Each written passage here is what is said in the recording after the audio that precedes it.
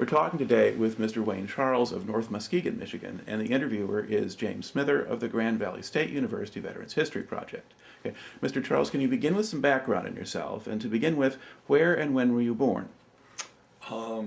Muskegon, Michigan, 1920, September 5th, 1925, and many long years ago. All right. And now, did you grow up in Muskegon? Yes, all my life. Okay. And how many kids were in your family? My family or my parents' family? Well, my siblings? Your siblings, yes. 2 brothers and a sister. All right. And what did your family do for a living when you were growing up? My dad had a gasoline station, and us boys learned the tricks of that trade growing up. And my sister, she was my mother's pride and joy. Right. Okay. And was your father able to keep his business through the 30s? Yes, he was able to keep it. And in fact, he went from a major oil company manager, and he became his own independent gas station owner.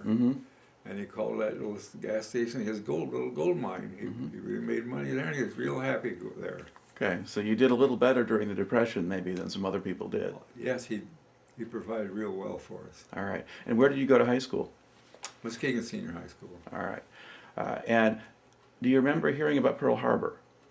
Yes, I remember first hearing about Pearl Harbor. I was down to the Michigan Theater, saw a movie, and it came out, and it was all going all over the roads, streets, and the kids were out with the chronicles. Pearl Harbor had been bombed, and this kind of thing. And that's when it hit me right between the eyes. Okay. Now, before that, had you been paying any attention to the news from Europe or the war going on over there, or were you just being a kid? Just being kids. There was this talk, and it was that kind of stuff. But when at that time in life, nothing was really bothering me. Life was good. All right. Now, of course, Pearl Harbor hits. I mean, you were like just 16 at that point. So, yeah. Now, did you figure that the war would last long enough for you to get in it? I had no idea. We just took it as it came. I know that my dad was serious about the war when war was declared. He became one of the block wardens, and he called the Japanese Japs. We took it from there. Now, what did a block warden have to do? Well, he would have these drills. I can't remember one every week or what it was, and he had a helmet to wear, and he had a siren and a thing, and if people would have lights on, he would tell them about it, and I don't know if he had right down the infraction or not, but we were serious about it. Okay. And were you involved in, did you have things like paper drives or scrap drives or things like that going on? Yeah, and they had to ration gasoline and tires and at the station, and we had to be real careful about getting the sticker before we put the gas in the tank, and we went all through that. Okay. And then when did you get your draft notice? Right after I graduated from high school. Okay, and so when was that? That was in June of '43. Okay. And that when I graduated, they asked the boys that were graduating if they wanted to apply for OTC, Officer Candidate Training. And I thought, well, might just as well. No use, you can't do no harm. So I did, and I passed it, and got a certificate, a card to that effect. All to no avail, it turned out, but did it anyway. All right. And so now, where do they send you for basic training? Camp Croft, South Carolina. All right. And what part of the state is that in, or is it near any town? It's near Spartanburg. Okay. So you're kind of up in the hills, not down by the coast. Yeah. Okay. There's a lot of red clay around there, I can tell you. How did they get you down to South Carolina? How did we get down there? Yeah. Well, we went down to Chicago, and we were put on a train. I must have been right there close to Chicago. Mm-hmm. There was an old train, and we took the back roads, back railroad trails, and we went across these deep ravines, and all it was just two rails going across there, Mm-hmm. and they'd go real slow across them. My heart was right up and Yep. don't want nothing of this. Well, we made it all the way down there, you know. Do you remember how long it took? I'm going to say 2-3 days. It took us a while. Of course, the troop train, there's all recruits on there, a lot of men on there. Mm-hmm. And, they didn't want to lose any of the men, Mm-hmm. but it was a harrying trip. They stopped every milk run, stop along the way. Mm-hmm. It was one of the backward routes, but. All right. And then you get down there, and what kind of reception do you get when you arrive at the camp? Line up right here, fall in, and you're in the Army now, mister. Mm-hmm. And the first sergeant comes out, and he reads you the riot act, and after a couple of days, I went to give him that card, why he gave me a special reception. Mm-hmm. Yeah, he says, forget it, you're in the infantry now, and you can take that and show it where the sun don't shine, and he probably, at lunch, give us some extra expletives in there, but Mm-hmm. he was made it well known, and so I never bothered him again. Mm-hmm. It was a wire company, basic communications, that's what it was. So I learned wire communications there at least. Mm-hmm. All right. So you were. Do you start out with sort of a standard Army basic training where they're just having you march and follow orders and that kind of thing? Yeah. All right. And do they put a lot of emphasis on discipline and following orders? Oh, yeah. Okay. Yeah. All right. And how much physical training was there? A lot of it. A lot of it. To get you up at 6 o'clock in the morning, get you out and on your way before the sun's up. And then revelate at 5 o'clock and so forth. And you change uniform, whether it's hot, cold, or in between. You get the winter uniform, and it seemed like midsummer, because I remember standing reveille and the sweat going down my face, running off my chin. And likewise in the spring, of course, we didn't really see much of that spring, but I remember that it was I figured it was one of the hellholes of the United States. Mm-hmm. But the guys from Missouri said there's one over there that's worse. All right. Now, how easy or hard was it for you to adjust to life in the Army? Well, I learned discipline, but actually, my dad already pretty well installed discipline in us kids. Mm-hmm. We may not have liked it too well, but when his mother said, "I'm going to tell your father tonight," man, that rung all kinds of bells. Mm-hmm. It was to the mark, I tell you. Okay. No miss, ands, or buts. So you were used to following orders. Yeah, Mm-hmm. yeah. All right. Now, you mentioned that you were getting trained for wiring, sort of laying, Yeah, laying wire- communications telephone wires? Wire communication for telephones. Okay.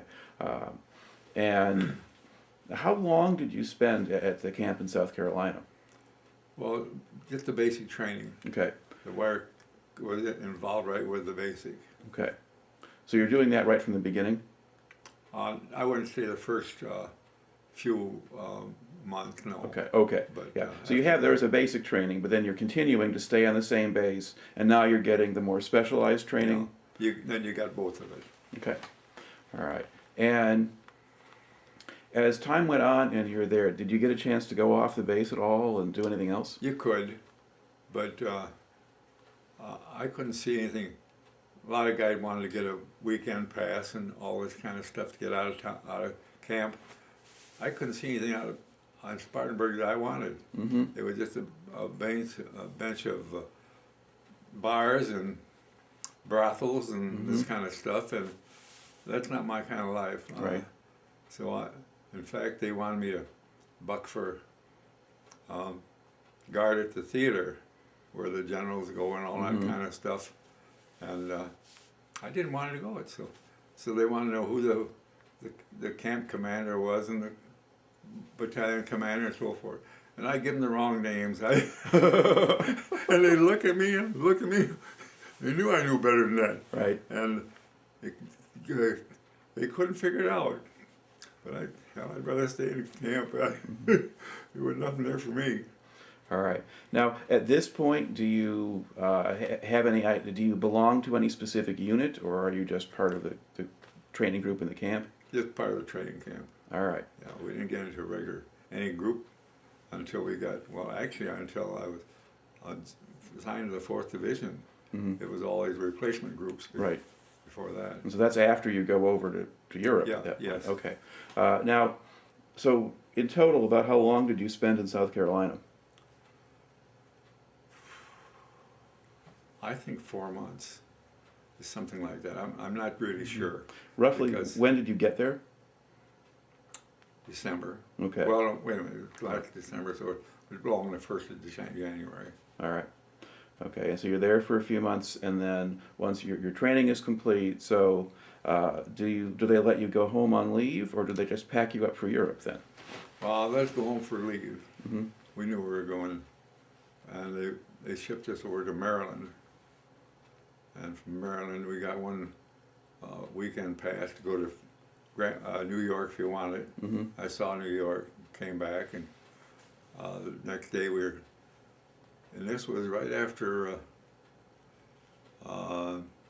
D-Day.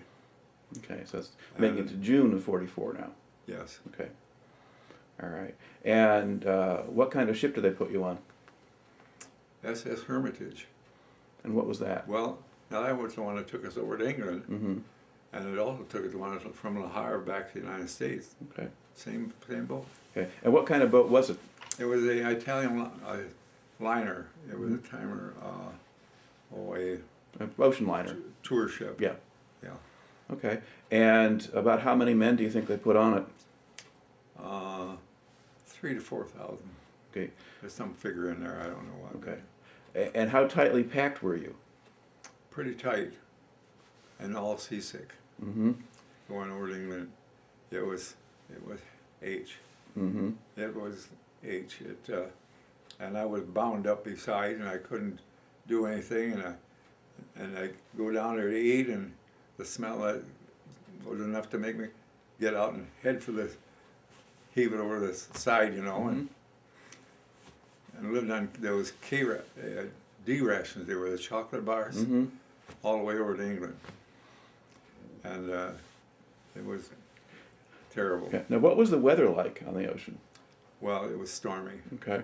It was stormy all the way over and all the way back. It was seldom we had a decent day. All right. And of course, they're zigzagging for the submarines. So Now, did the ship sail by itself, or were you in a convoy? we were in a convoy. Okay. Yeah.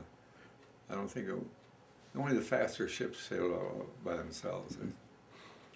Because some of the ocean liners were pretty fast. I mean, the Queen Mary and things like that were fast and went by themselves, but yours wasn't so fast. So, So evidently it wasn't, because we were so you went- staying with the rest of them. yeah. Now, did you have any U-boat scares while you were going over?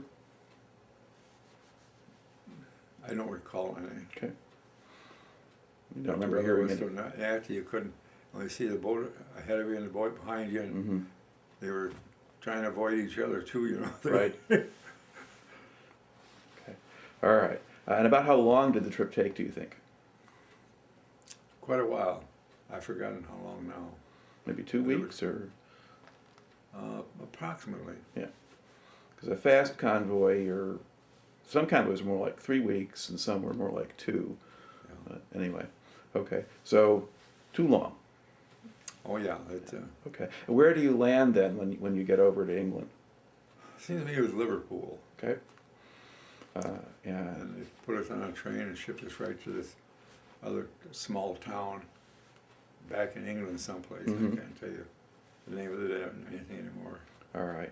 And now, what was there? Was this just a place for Country- replacement troops, or? It was the countryside where they set up a camp with tents, the replacement camp. Okay. And part of it was England, and a camp that England had, because remember yet they had this one where they did the washing. What did they call that? I don't know, they had a big sign up there. And I didn't know what it was at first. The guy said, "No, that's where you go to wash up and do your laundry and this kind of thing." Mhm. So, All right. And about how long did you stay there? approximately close to a month. Okay. And what did you do while you were there? Well, what I get us out and make us march around and give us exercise. They didn't want us to go and stir crazy, but just enough to keep us in, not get any muscle cramps. We did get into action, Mm-hmm. so it wasn't too much. Okay. And we weren't allowed to leave camp. We never knew when the orders would come to move us. Mm-hmm. So, but I stayed there a week or so, and everybody else at night was going up the hill where the guard couldn't see and jumping over onto the road, and then they'd go in walk right past them down into town. Mm-hmm. So I did it too one night, and little Berg had a chance to taste the English bitters. Mm-hmm. They're bitter too. I broke in how they use the latrine down there. You ever hear what kind of they have for a latrine? I've seen different kinds in Europe. Can you describe it? Well, it's just a room with 4 walls, with a little ditch around the bottom. Mm-hmm. And they all run to one corner where there's a hole in the floor, and everything goes down the hole. So you learn to use that. Mm-hmm. If you go against the wall, but don't go straight at it. You take it at an angle so you don't splatter back on you. That's the simplicity of it. Right. Okay. So you're getting an education of sorts. Oh yes. All right. Now, were you getting any news about what was happening over in Normandy at that point? You know, we had Stars and Stripes there. Okay. And so you're there about a month, and at the end of that, about when is it then that you leave there? Well, then they call your name and you end up line up and you get on the train. They take you down to one of those coastal things and load you onto I think we went onto a landing An LST maybe? LST. I'm thinking. The LST with the doors in the front of it? Yeah. Okay. And we go across. It's 20 miles across the channel. Right. And we get the other side, and they put us onto a smaller boat that took it to the shore, and it went in where the Mayberry things were. They got all Mulberries? ruined, Yeah. Mulberry. Okay. And So do you think you landed on Omaha Beach? Or I'm not sure. I'm really not sure. because the Americans landed, a lot of replacements came in over Omaha. Mm-hmm. All right. But that's where the American Mulberry was there. It was damaged by that time. Yeah. Yeah. Okay. Yeah. All right. So you land there. Now at this point, do you have orders yet? Do you know what unit you're joining? I don't know. Okay. They don't tell us. They don't All tell right. you nothing. You get in this. They call your name. You get in this group, and you go where they tell you to go. That's typical of the Army. Yeah.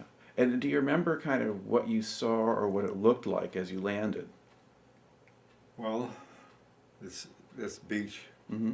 and there's all these crosses in there to keep the boats from running into it. Mm-hmm. And it was cleaned up pretty well. Mm-hmm. There were no dead laying around Right, anymore or anything like that, but you could see where there had been some bombing and some artillery and this kind of stuff. And you get up, you get anywhere where there's near any embattlements, cannons coming out of these, you could see where there'd been some artillery fire on Right. and this kind of thing.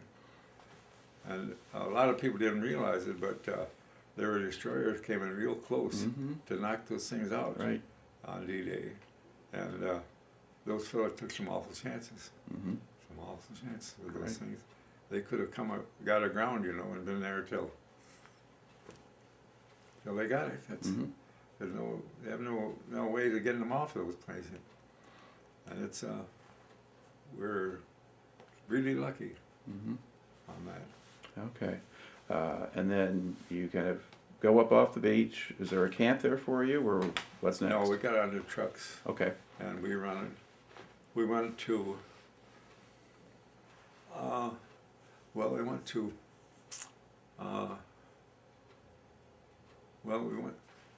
we went through Seminary, Greece, Mm-hmm. Chartres, France, and the only thing left of Chartres, France was the cathedral. Right. And how they got everything else but that, I don't know, but the cathedral still stood there. Mm-hmm. And then we went on further to where the day or two before the St. Louis breakout, Mm-hmm. they had the bombers come through, and the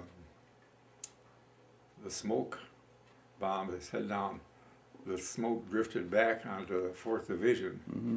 and they lost quite a few men on that. That's a little known fact either people don't really understand. Mm-hmm. And I was one of the replacements. That's what it turned out to be. Mm-hmm.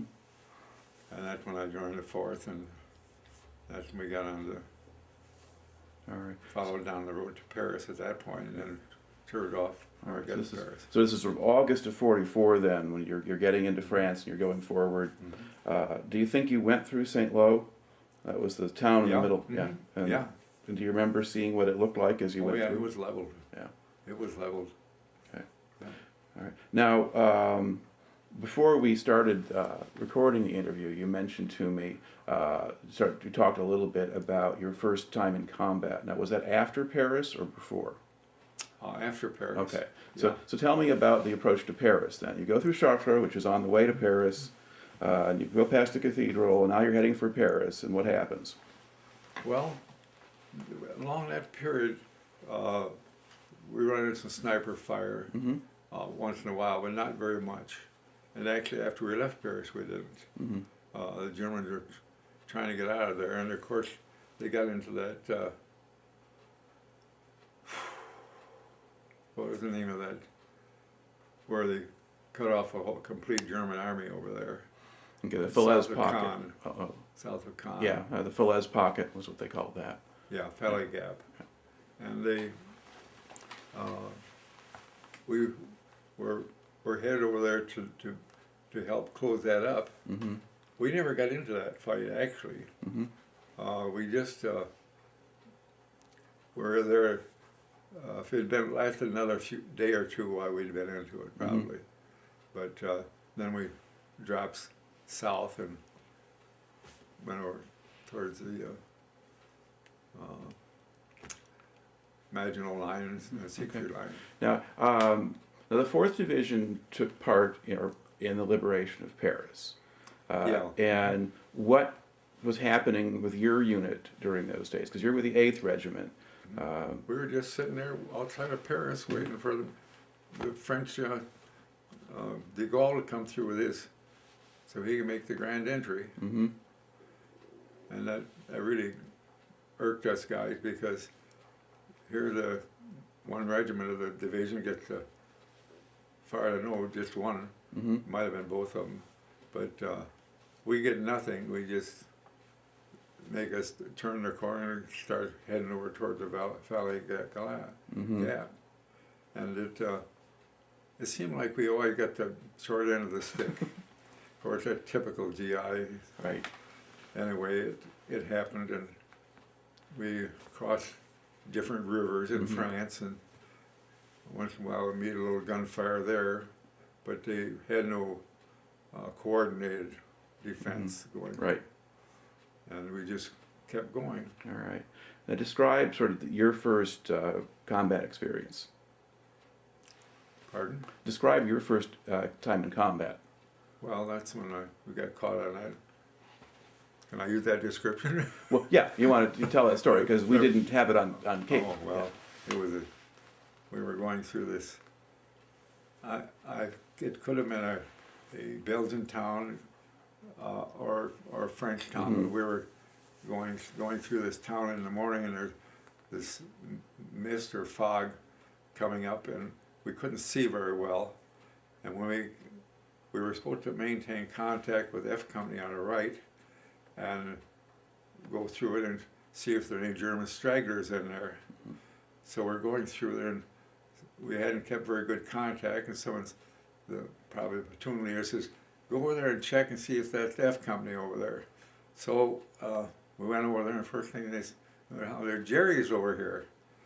Well, then all hell broke loose, so everybody jumps on the ground, and they're firing all directions, and you try to, in my first battle that I ever actually been in, so I'm trying to don't know what to do, but I know I'm supposed to kill Germans, so I had the BAR, and I'm spraying them as good as I could, and I learned a way of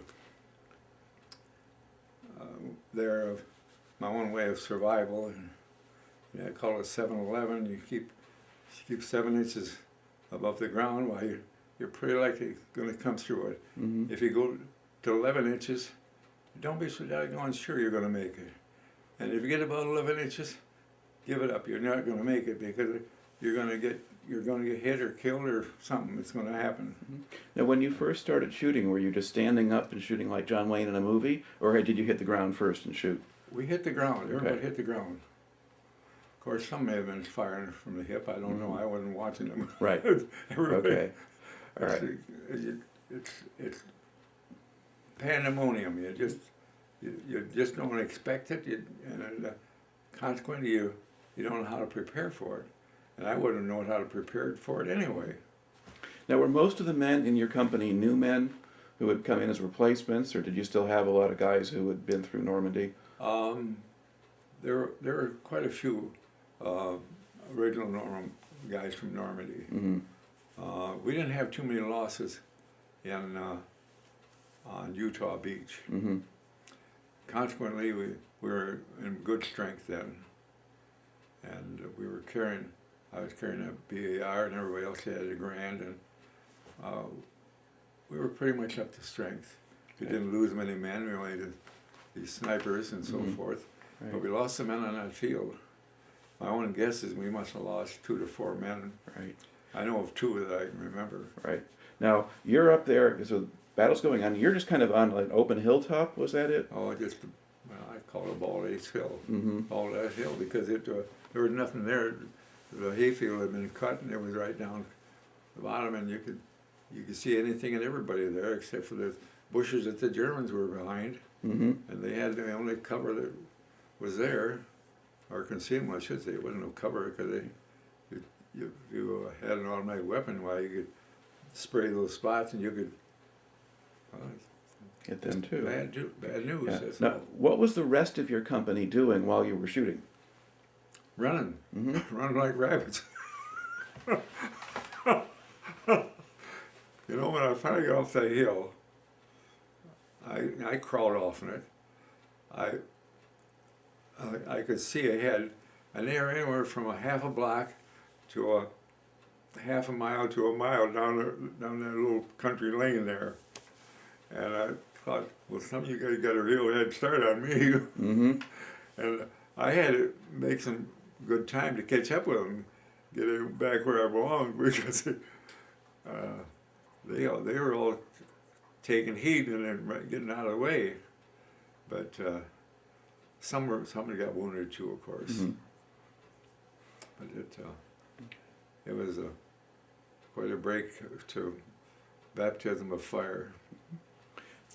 Now, as you were advancing kind of through France and into Belgium there in August, September of 44, how much were you seeing of the civilian population as you moved? Not much. They kept us away from centers of population. Mm-hmm. We went through a lot of little towns, and talking about going to little towns. I don't know if I should tell you about this or not, but I think it has happened in Belgium.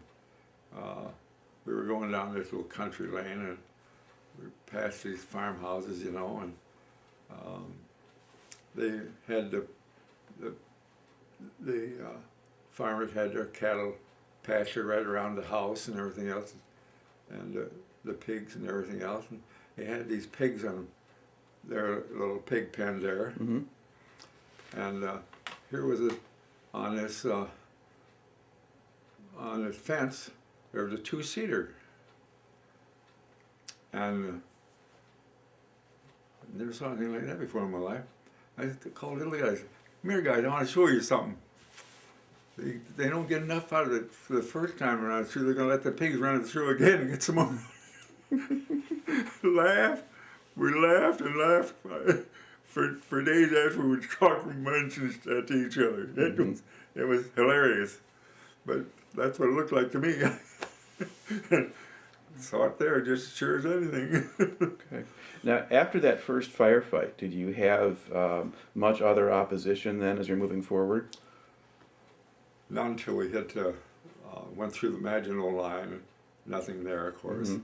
But in the Siegfried Line, the first time went through it, we practiced just to walk in the park, as they say. We had a few sniper fires, but that was, and we went clear through the other side. And we got there, and it was kind of a knoll or hill, and you could look out over it, peaceful. It's one of the scenes that painters paint. Mm-hmm. You know, you just can't imagine such a peaceful thing in a war. Mm-hmm. And I remember yet to this day, there's one or two farmhouses, grain flowing in the wind, and a little road going up there, and it's just a beautiful scene. Mm-hmm. And we stood there, I guess maybe 4 hours or something, and we get the order to pull back. I tell you, that was just pull back. You know, here we are through this immense defensive position, and you want to pull back? We got through it the easy way, you know. Take advantage of it, you know. Yeah. God, don't give it up, you know. You just don't do those things. But they said, yeah, they can't support us with artillery, armor, food, water, whatever. You got to pull back. So we had to pull back out of there. And we were back there a few days. I'm not sure how many days. And they get the supply situation straightened out. But we had to fight our way through it then. And I think that's when I had gotten my hearing loss. I lost my hearing for 3 or 4 days. And that was no walk through the park, I can tell you that. Now, and can you describe a little bit sort of what your role was or you had to do if you're trying to attack? Did they have bunkers, pillboxes, minefields? What did they have there? They had both. Okay. They had both. And they had these, the big pillboxes, concrete, so forth, and big guns in them. And they, of course, they know exactly how far it is from there to anything, place, a road or crossroads or anything else that'd be of military value. And it's all written down in their charts, and they probably got them all up on the walls in there. And it's referred to, we want to change from one position to another. And they, it was well thought of and well made. okay, so how do you attack something like that, at least from your perspective as a foot soldier? Well, actually we didn't.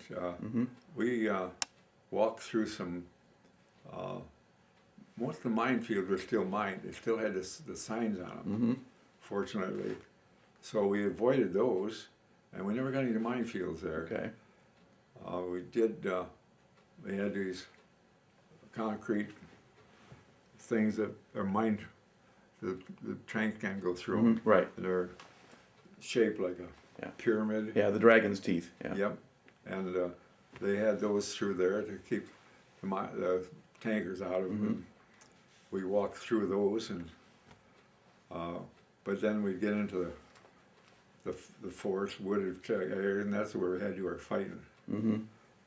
Seldom we did fighting in the Siegfried Line where there were any buildings around. All right.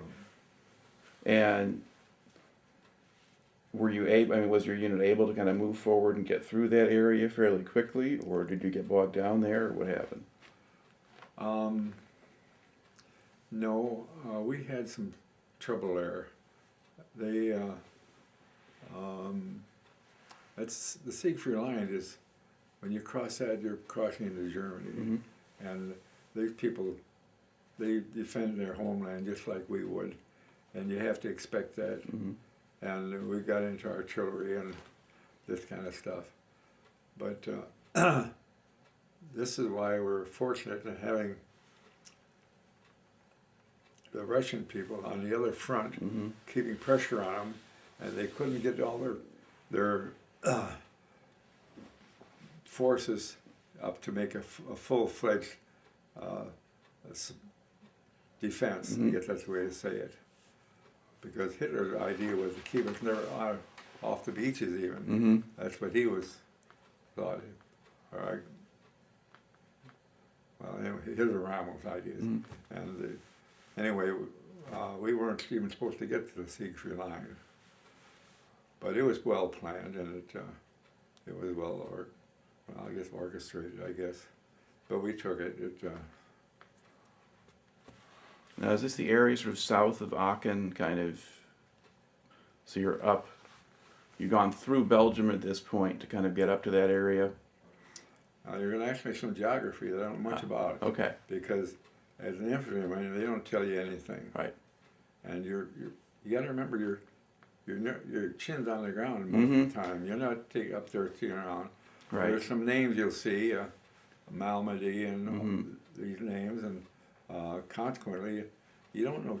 And that's why I wanted to know more about that war after I got back and got interested in it again. Mm-hmm. Yeah. So I'm just sort of trying to sort of locate it in terms of the larger framework, because I guess you eventually wind up going into the Hurtgen Forest. Now, did you move from the area, the Siegfried Line area where you'd been, into the Hurtgen Forest, or was that just ahead of you? That was ahead of us. Okay, so you just push forward and that's what you get into? Yeah. Okay, then you are south of Aachen. Okay. It's part of the, what's the other?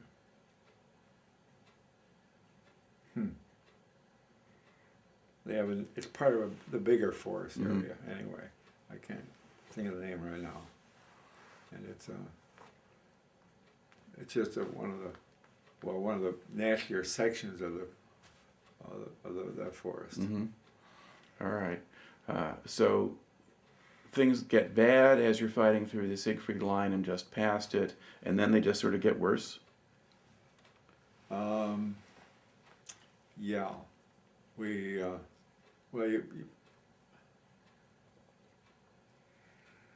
wish I knew my geography a little better. Mm-hmm. I think there's some open ground between the Siegfried Line and the forest. Mm-hmm. But anyway, it's not too much ground, and it's a battle that you fight no matter what's there anyway. So it doesn't really make much difference, you don't pay that much attention. All right. Now, can you describe just the physical surroundings there in the forest? In the physics? Yeah. What does it look like, could feel like? The Hurtgen Forest is it's a forest. Quite a bit of it's man-made forest. It's forest that's been harvested, planted, grown up again, maybe several times. I don't know, because it's a renewable resource for the people around there. The people, in fact, when we were there, while we were fighting in there, we'd find some of these poor people, peasants or whatever you want to call them, would be up there gathering twigs and whatever they could for fire to keep warm in the wintertime. And that's what those people existed. And they do it year after year. But being a man-made forest, the trees are all laid out in lines. But as they grow up, they can only grow so wide. They're hunting for the sun, the leaves are, and those lower branches break. They die, I should say, and then they break off. And you go through them, it sounds just like hard to describe it, but you have about 4 guys going abreast, going through, breaking off those, and it's just, there's something coming toward you, but you can't tell what or where or who or anything else until you get close enough where you can see them. It might be 10 feet and it might be 3 feet. it's that close together they are there. So between the darkness from the canopy and just the branches and stuff still in the way, Yeah. it's hard to see any distance. That's right. Okay, uh, and uh, and what was the weather like when you're there? Because it's getting late in the year now. Yeah, it was. Most of it's evergreens. There are some areas of hardwood, Mm-hmm. but those are few and far between. In the hardwood area, you could get some feel of fire Mm-hmm. if you get into a firefight, and you get into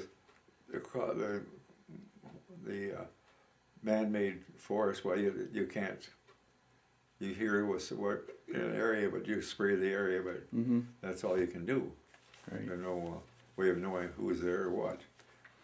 You first, before you start, you ask for some identification, and they better be right, because Mm-hmm. that's the only chance they got. Right. And would the Germans regularly try to get up into your positions and make trouble for you, or did they just stay back and let you come at them? Usually, we were on the attack. Mm-hmm. The Germans would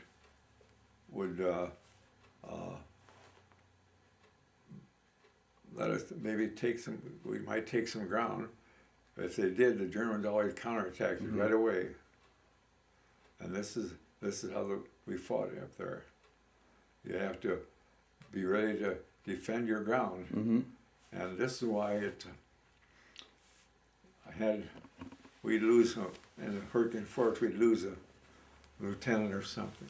Anyway, they'd get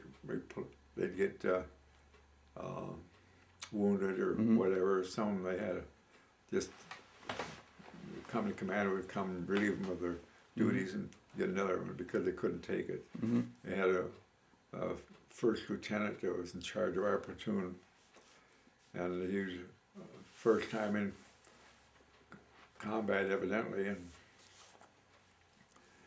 I'd been in charge of the platoon at that time, and he was leading it that day, and we were running some artillery fire. Well, when you take ground, it's blood. Mm-hmm. And when you take ground, you don't give it up very easy. That's the rule of thumb. It wasn't our outfit, I think in most outfits. And pretty soon, here comes the guys come running back. And as a platoon sergeant, I'm taking the back, and I'm Mm-hmm. holding them down, making them Right. go forward. And the leader is supposed to be up front, helping divide them and continue the assault. And I said, "Who gave you the order to back up? Get down on the ground. We're staying right here." And I held him there. Mm-hmm. And pretty soon this lieutenant come along. And I said, "Who gave these guys the order to retreat? Come back." He said, "I did."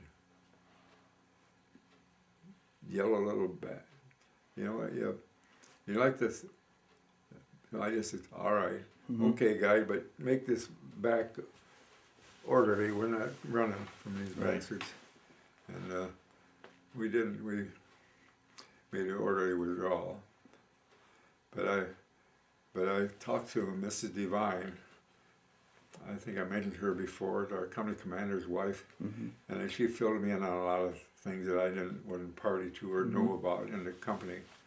And she said, she thinks that was probably the lieutenant that come to her husband and said, I can't take it anymore, I can't lead these men. And, didn't see much of him. He disappeared after a day or two after that, and I think he went back to the battalion and they did whatever they do with him. Did they send you a new lieutenant, or did you lead the platoon Well, for a they while? sent another one. I was probably in charge of it for a while until they got another lieutenant up there. Okay. Now, was the company commander better than the lieutenants?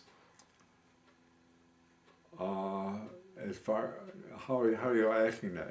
In terms of doing his job properly. Oh yeah, he was all right. He did his job, but But you see these, as a commissioned officer, every once in a while I go back to a battalion and they shave and pussy up to the battalion commander and this kind of stuff. And maybe they're back there for just time to talk to them, or sometimes they get a position up there, the S1, S3, S6, whatever it is, and stay there for 3 or 4 days, and then they come back again. Well, they get a little rest that way, see? But none of the non-coms get into any of that. And you just have to recognize that fact and go on down the road, do what you did. So it's a hard thing to figure out. I don't know what you asked me. No, I forgot. Oh, well, actually, I was asking him just about the captain, because you had a... Oh, this captain, he was a good captain. About the time, in the Hurtgen Forest, I had battle fatigue. I find out years later that was trying to go back for a night to get some good night's rest, because we'd been an hour on, an hour off, and maybe 2 hours on, 2 hours off at watch at night. Right.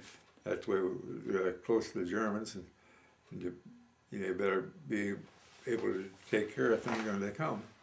So they, I found out when he was giving these guys leave to go back with the mess sergeant and his supply sergeant, why he would let them do this, 3 or 4 men a night. And so I asked him if I could go back, and he said, "GD, Charles, somebody's got to fight this FF war, you know."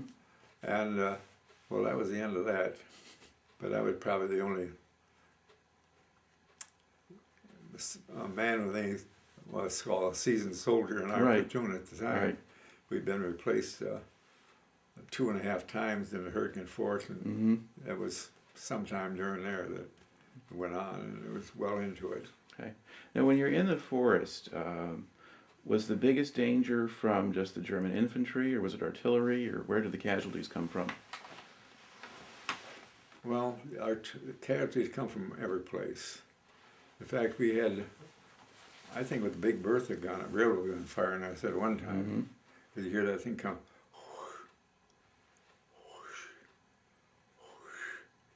And usually end in the valley behind us. But it was a big bugger anyway. But our, it's hard to know where the artillery probably gets the most of your injuries, but the artillery, incoming artillery, comes in and it knocks the foliage out of the trees. They look like toothpicks sticking up in the air. And you're just there, and that foliage comes down, and the Germans hide in this foliage, fire at you. They can't see them. They're real good at concealment. And then we have the rifle fire next, probably. And when I say artillery, I include mortars for that, because that's similar. But you have rifle fire. The Germans always had more automatic weapons than we had. They would have 3, 4, 5, maybe 6. I'm not sure, because you can't tell just which is where. And so anyway, but they would have at least 2 machine guns intersecting lines of fire, and they would intersect out in front of them, so that you're trying to go through a line of fire, trying to go through them. And this is what we were trying to do as Americans. And we were running into this, and it's just like a scythe. You can see the men run, just like if someone using a scythe, they're cutting down a grain field. Go across, and you can see them just dropping. And it's a disheartening thing to see it. It can really get to you. But that's the way it was. We had 60-millimeter mortars in the company and 2 light machine guns. And where the German would have from 4 to 6 automatic weapons per squad. Mm. We had one automatic, and we had the Grand, which is a good rifle. Don't get me wrong, Mm-hmm. but it don't get up near the firepower that there's Right. the Germans had. Yeah. And there was another thing that bothered me was the fact that we never had smokeless powder. Mm-hmm. The Germans always had smokeless powder. We couldn't tell where their position, where they're firing from, Mm-hmm. but if we put off a few rounds, we get a cloud of smoke going up, Mm-hmm. giving away our position all the time. Well, who wants to do that? Right. You hear that, bullets cracking around your head all the time, you're drawing so much fire. And particularly a man with a BAR, Yeah. he's the automatic weapon that the American infantry had. Mm-hmm. And it can get to you. How long did you spend in the Hurtgen Forest, do you think? I'm thinking it was a little over a month. Mm-hmm. And you get, there's no, the problem with it being so long is that there's no light at the end of the tunnel. Mm-hmm. You go through this thing, you day after day, and you know that you're either gonna get wounded or killed Mm-hmm. in the next second. You never know when, how fast. And there's no light at the end of the tunnel where you can get away from it. Mm-hmm. So you're constantly on the edge all the time. And one fella, one time, we went into an attack with a couple of light tanks. Mm-hmm. And coming back out of there, I got confused and didn't make a corner where we made a corner. And this German machine gunner, I knew I was wrong, but I couldn't figure out what, so I was just standing there. And all of a sudden this burp gun, and he tears loose this raincoat I had over the back of my ammo belt. Mm-hmm. And Chuck Wilson, Bill Wilson, he says, "Charles, you're trying to kill us all. You're going to kill us all." And afterward, it was so funny because as far as I was concerned, we were already dead. Mm-hmm. He hadn't come to that conclusion yet. But and he was concerned about it. Mm-hmm. Hell, there's nothing to be concerned about. It's already a done deal. You're going to die.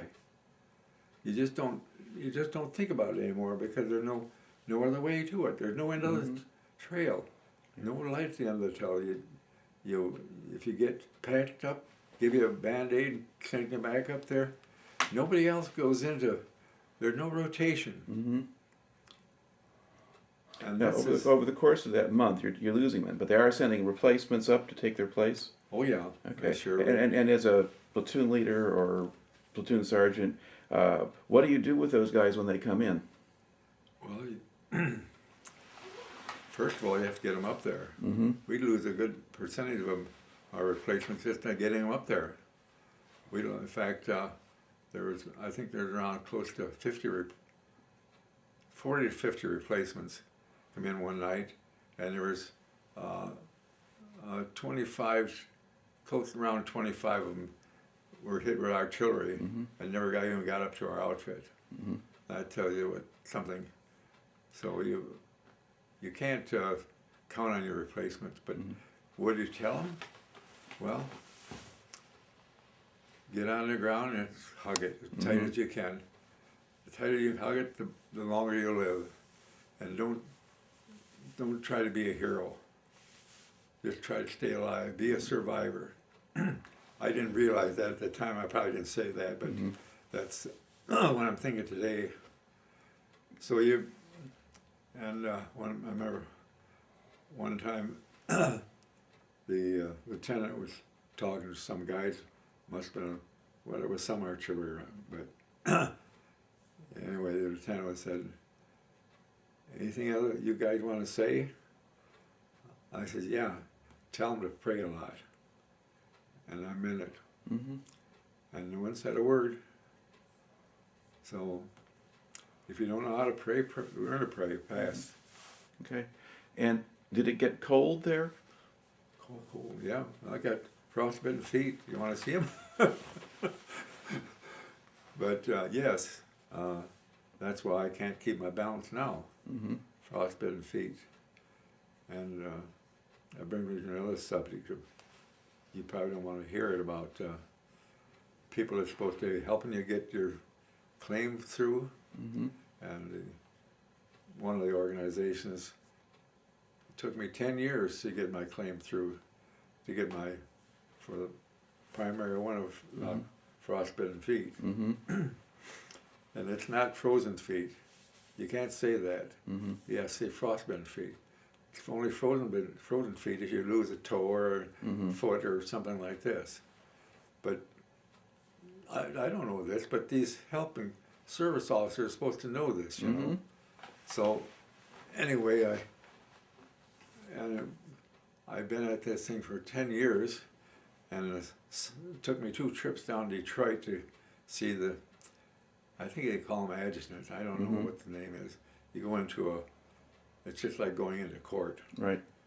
So you go into court, and he sits behind this enclosure, and I sit on the outside, and my daughter's there with me, and I walk in there with my walker, and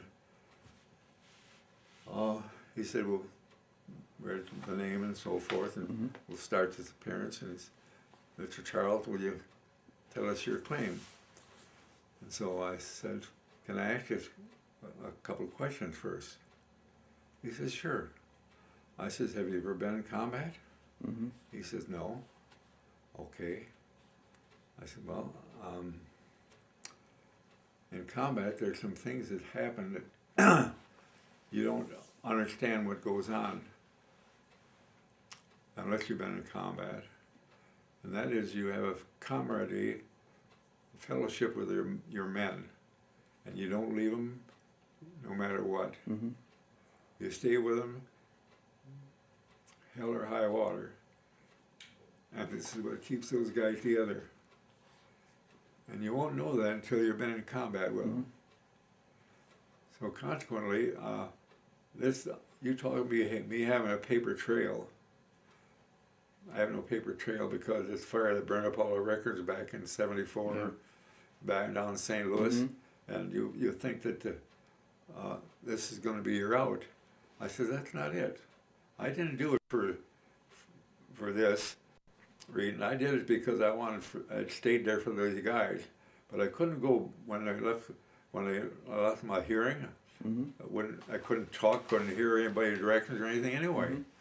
And when I lost, get these other things, frostbitten feet, I'm not running off because I've got them or something other reason. I'm staying there because they need me. I was the seniors guy, seasoned man that was in the outfit at that time, and I wanted to stay there for them. And you got to understand that. This is why you can throw this paper trail right out the window as far as I'm concerned. I try to look nice around him. So he said, I understand. He said, well, I'm reading this over. He says, I see that you're supposed to have a claim for frostbitten feet. And he said, that's all right. He says, but you're claiming more than 50% liability for this. He says, well, if you just change that to less than 0.5%, it'll go right through. In other words, more than likely, as likely as. It went right through. Now, why didn't my service officer know that and do it? And instead of me waiting 10 years to get it done, it probably could have been done in 5 years. See, this is where I have a problem with this whole thing. And I had yellow jaundice after the war was over because I didn't drink my lemon juice ice cold out there in the snow, but I couldn't force it down. I had to have something hot if I was going to drink anything. So, the hearing loss, this kind of thing, and you try to, find out that it's not just a volume or anything like that. My hearing, it's a fact that have a bone conduction, and I don't differentiate between different consonants. Mm-hmm. So that I don't hear the. You can say words, but it's not the same word that I'm hearing, Mm-hmm. and I can't differentiate them. And I ask you, I may ask you to repeat it, Sure. or else if I'll wait in the conversation 2 or 3 sentences, words later, I'll get what it is, and I can talk intelligently about it. But that's part of the problem that I have. Mm-hmm. All right. Now we'll go back again, back into November '44, so forth. When you were in the Hurtgen Forest, did you actually gain any ground? Did you get to move forward and stay, or did you stay in pretty much the same place? We gained some ground, Mm-hmm. but it was hard fought battles, and we bought it with blood. Mm-hmm. We nothing would give it to us free up there in Hurtgen Forest. Right. And you mentioned at one point that you had a couple of light tanks with you, but was this mostly just an infantry fight? That's the only time you ever had tanks, and all the time was in the service. Mm-hmm. And there were a couple of light tanks. Yeah. Anytime the artillery started coming in, they run like rabbits. Right. Because they couldn't even take an artillery shell. Mm-hmm. All right. Now, after this month or so in the forest, it gets down to maybe beginning of December or end of November or something like that, and they pull the division out briefly or move you somewhere else? Yeah, they put us over into, nuts. So Luxembourg, you said? Yeah, Luxembourg. Okay. Outside Luxembourg, not too big, but Mm-hmm. in the country of Luxembourg, and that's where we'd been there a couple of days. That's when the Battle of the Bulge started. All right. And Now, what condition was your company and regiment in when you went to Luxembourg? All right. I had just asked you what condition your company and your unit were in when you got down to Luxembourg. yeah, well, just pretty much a ragtag outfit. We were there. We could fight, but we had no cohesion. You might well say, I guess, to fight like a first-class outfit. Mm-hmm. And we'd put up a hell of a fight at whatever it was, but we didn't have the cohesion. We didn't have the seasoned men to fill in to keep the thing running that we should have had. So consequently, we just we were supposed to R&R, very fast to recuperate Mm-hmm. when we went down there. Yeah. But it didn't turn out that way, of course. It was only there a few days when the Battle of the Bulge started, Mm-hmm. and we were in a position where we were to anchor the bottom of the bulge to keep the bulge from spreading wider. Right. And so they give us some replacements and got us up pretty well up to strength. I don't think we ever got up to full strength. Mm-hmm. But then that's the way they do things. And fed us rations and ammunition, and we survived, and we did the job. Okay. So you managed to hold your ground where you were? In the In the Bulge? Bulge, Yeah. yes. Oh, yes. Okay. We did. And how much pressure did the Germans put on you? Well, actually, our outfit didn't get an awful lot. Mm-hmm. But there are other that got pretty heavily shelled, maybe as bad as it was in the Hurtgen Forest, I don't know. But there was some shelling and fighting going on over there, and you just, in that situation, you just keep your nose clean and do your job. Right. Now, when you're up in the front lines like that, whether at the Bulge or in the Hurtgen Forest, how do they feed you? They give you 3 K rations every morning. Okay. And how do you get those? The supply sergeant sends them up. Okay. They come in the cases. Okay. So there are men who are bringing them up forward then. Yeah, every morning they bring up the rations and water. And it makes me think of one day in Hurtgen Forest, we were told to send so many men back to bring up so much rations and water. And they didn't have their figures right. Mm-hmm. So we had to have another man to carry a jerry can of water. So no man to carry it. So I was in charge of the detail to bring up the rations. So I grabbed one in each hand and off we went. Well, the water was streaming off me the time I got up there. We had to stop a couple of times, but I earned my money that day. And the sergeant, or the lieutenant, he saw me. He said, "How do you get all these rations of water up here?" And he said, "You didn't have enough men." He said, "Well, Charles carried two jerry cans." How many gallons did a jerry can hold? Approximately 5 gallons. Okay, so that's about 40 pounds per Yeah. can. Okay, that's a lot. Yeah, it is. When you're going up through broken land and going through forests and so forth, and yeah, so he says they wanted to go right out. We were go right out and start the attack line that morning, and he says we were going to wait here a while. He says, and then they sent the word out far out. And the lieutenant says, "Tell them to go to hell. We're waiting 10 minutes." And I said so. Well, he was a good lieutenant. He and I got along real good. And it one of the times when you knew he was on your side, you know.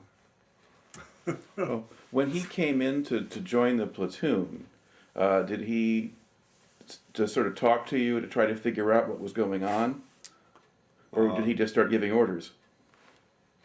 Which lieutenant are you talking This about? one that you liked. This. Oh, well, he was in the, we both joined the outfit about the same time. Okay. We were pretty much, he was wounded once, was gone for a while, but Okay. we were there pretty much all at the same time. And after I'd made that stand in that bold ass field, he got me a pass to go to Lyons, France. And I thought, what I do, you know? And I and another guy went. And anyway, when we got back from Lyons, France, the rumor, the guys in our platoon said they were going to give you a battlefield commission. You'd been here when you. And I think that he got some friction someplace, and they didn't want to go along with me or something. He sent me to Lyons, France. At least I got that out of it. See. Right. So it was a kind of a, well, whatever. It's one of those bureaucratic political things, yeah, you know. Yeah. So I never mentioned it to him. I just, but he got me to be a supply sergeant. Okay. Now, let's go back to the sequence here. So the Battle of the Bulge starts in the middle of December and goes on really through January, pretty much, before the Germans are pushed back out again. Yeah. And once that's all over, do you start attacking into Germany now? Oh yeah, yeah. We, of course, there's kind of thing. My memory is not too good about at that point on, because you remember the battles and the places where you had trouble, you know. But when the thing get eased off, you don't remember too much about it. And Mrs. Devine asked me about that a couple of times, and I said, "I wish I could help you. I just don't know." And in fact, they had a picture of supposedly my platoon, my squad, crossing a river on the front page of Life magazine. And she told me about that. She said, "You heard about that, didn't you?" I said, "No, I never heard about it." He said, "Yes, it's so." And he says, "But you know, she says, I don't recognize any men that pictures that her husband has sent home. And she sent me a copy of the Life magazine. And she said, do you remember this? And it was a reenactment, actually, she said, because the first time they didn't get the pictures right, or they had to do it again. And she asked me to look at it, and they didn't look familiar to me at all. And she said, well, she says, that's your your platoon, anyway. And it was kind of interesting, but I didn't recognize them. In fact, I don't remember going off, and I would have remembered surely if I'd been there and they were taking pictures of us, you know. It'd been a highlight of them. Right. But it didn't, I don't know. I just don't remember. I do remember from that point on, we were at another river. There was a city right at this river, and there was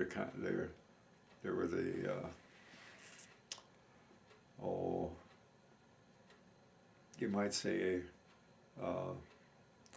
part of a battle line there to keep the people from coming across the bridge, and we were there for a few days, and then we went on, and I don't remember much anything happening there, just a photograph I have in my mind. Do you remember crossing the Rhine River? Not really. Okay. Not really. I rather imagine when I crossed in trucks, loaded on the back end of a truck, you don't see much this or that, or you see a river and out the back end of the truck, and it don't make much of an impression on you. Okay. Now, do you know where your regiment wound up going in Germany? What places you went through? Well, you mean before the war ended? Or? Yeah, before the war ended, yeah. Well, we went to one on the back of this truck, and I think they kind of put us in reserve from that point on. That's the only thing I can think of, but they did have us unload us off the trucks one day, and we were faced off in the woods, and they said, on the other side of this wood, there's some open ground, and then there's some more woods, and there's a German hospital over there, and we want to know if there are armed Germans in there or not. And so we went through this first wooded section to this open space, and there was kind of an elongated area, and it might have been open, half a mile, 3/4 of a mile, and a pretty good open area, a few shrubs out there. Most of it's open level ground. And then this wooded area over there. And you could see the tops of the buildings over the top of the trees. So we knew the hospital was back there. But it looked to me all like a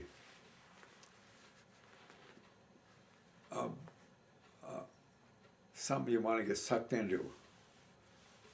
And we'd already had one or two missed calls that the war had ended. And I didn't want to take some guys over across that thing and get a bunch of them killed just on some stupid thing like this. At the end of the war. It's all over, could be, see? So, and there was another platoon to my right as we faced this open area. I says, send the lieutenant up here, we want to talk with him. Whoever's running this gig. And we waited, nobody come. And they said, move out, move over, move through there. I said, let that lieutenant come up here and give me a direct order. You give me a direct order, then I'll do it. He never come. We waited and we waited and we waited. And I wasn't going to take a bunch of men across that and get them killed when the war this close to the war being over. No, I'm not that. I don't like killing people that well. Right. So it never happened. They pulled us back out of there and went on down the road. But I remember that quite distinctly. They could have got me in big trouble. All right. Now, did you ever see German soldiers either out in the field or as prisoners later? As prisoners? Yeah. Yeah, we crossed the Autobahn, someplace in Germany. They were marching down between their lanes, going one direction, we were going the other, and there was a steady line of them, striking the wind of them. Thousands, I don't know how many armies would come down through there, and we were going the other way. And what did they look like? Well, they looked like you or I. They're men. Were they your age or older or younger? Some were younger, some were older. And you know, I never always wondered how come they had so many men in the German army. But then I got to reading and after doing some research on the Second War, that Hitler made these men swear allegiance to him. His oath was to him, not to the German nation or anything else. It was to him. And he had the Poles, the Ukrainians, and some Russians, and everything else. And that's why his army was so big, and why they fought for him. So that, I guess, answers that question. But I failed to see how. I never knew how he could keep so many men in their arms all the time. And one of the other things that I wanted to know and found out that in my reading that he ran his whole his whole army effort was on synthetic petroleum. Well, some of it was, yeah. Some people say all of it. Now, I don't know. But they had to make their own, and they used a lot of slave labor. Yeah. They drew that. Yes. A lot of your Ukrainians and Poles and even French and Dutch and so forth were slave laborers. And then that moves the German men out of the industries and into the army, especially at the end of the war. Everybody was being put in the army then. Yeah, right. All right. Now, so basically you didn't really have any other kind of larger scale battles that you can recall after the Bulge? No. Okay. Not that we were into. Yeah.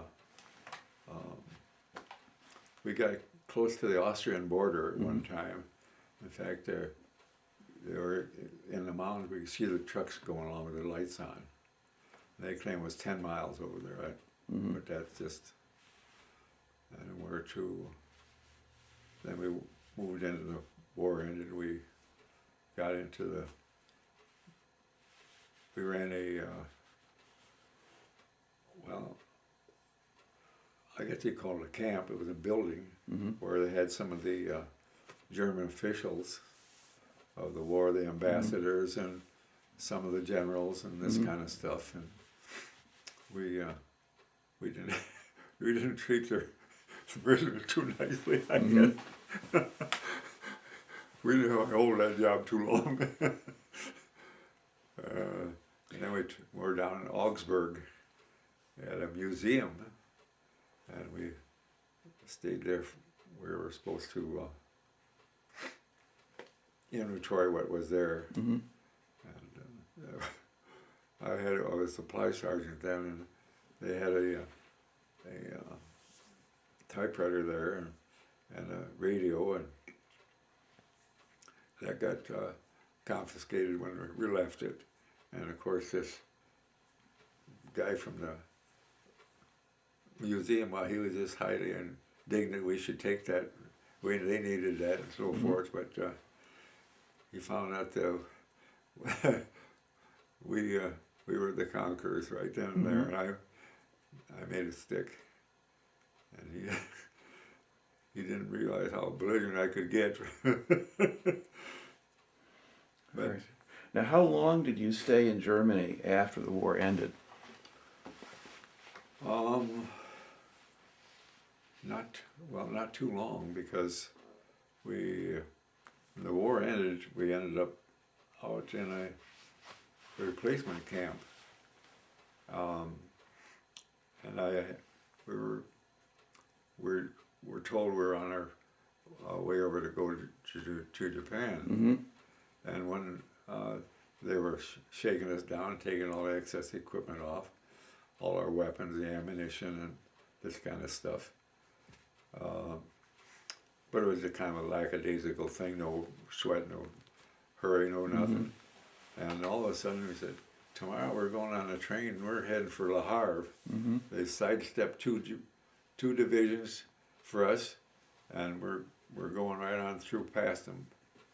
And sure enough, we went right, next morning we went right through to Le Havre, and they put us right on the boat, and they're shipping our butt right over to Japan.